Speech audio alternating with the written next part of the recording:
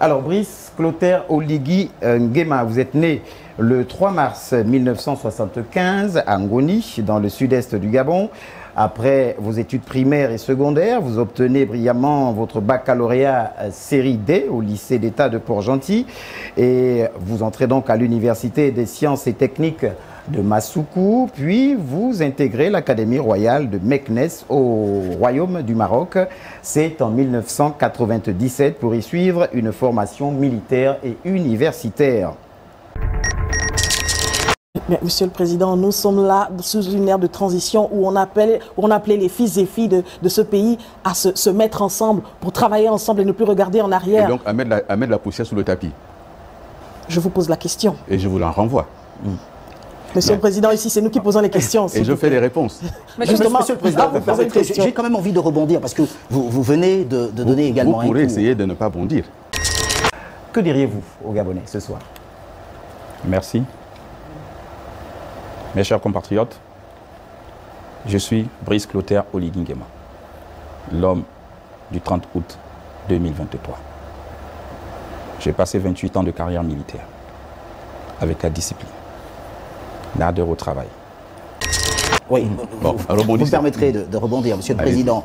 Dans une conférence de rédaction, le journaliste présentateur participe à cette conférence de rédaction et donc il a la responsabilité de ce qu'il rend à l'antenne. Vous le savez aussi mieux que moi. Sauf que dans la condition actuelle de la situation évoquée, Monsieur le Président, j'insiste une fois de plus, vous avez pris et accepté la responsabilité de porter et de donner des chiffres aux Gabonais. Ensuite, après que votre édition d'information à vous soit finie, lorsque vous avez donné ces chiffres, est-ce que vous vous êtes arrêté 5 minutes, quelques années après, j'ai envie de vous dire en 2023, devenu Premier ministre, aujourd'hui candidat à une élection présidentielle, pour dire aux Gabonais, pas seulement pardon, mais que de dire, voici, en ayant occupé des fonctions, des hautes fonctions au sommet de l'État, voici ce qu'il en est.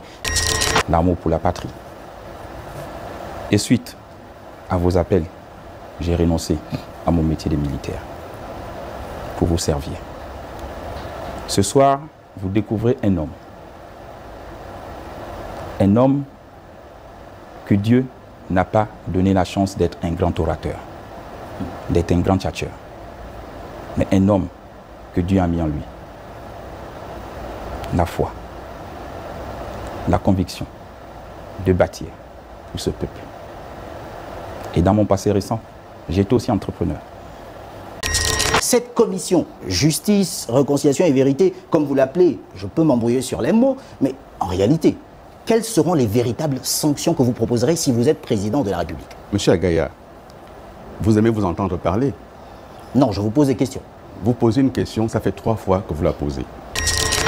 Et je vous ai dit, commander, c'est prévoir. Et j'ai prévu mon chronogramme. Allez me voter et vous verrez.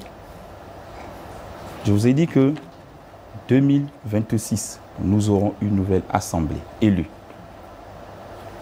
avec des nouveaux députés. Et après, on passe au Sénat. Et la décentralisation, elle sera effective. Je peux comprendre que vous avez été coaché pour poser des questions. Mais je fais des réponses Vous me connaissez, Monsieur le Président. Et c'est parce que je vous connais que je J'ai jamais été coaché. Monsieur le Président, s'il vous plaît, pas tous entendu. Question-réponse. Non, regardez. Oui. Ça fait 3 fois que Monsieur Agaya pose la même question. Non, je parle des sanctions. Sur le plan justice, quelles seront les sanctions proposées par vous? Mais d'abord, le président de la République n'a pas à proposer des sanctions à la justice.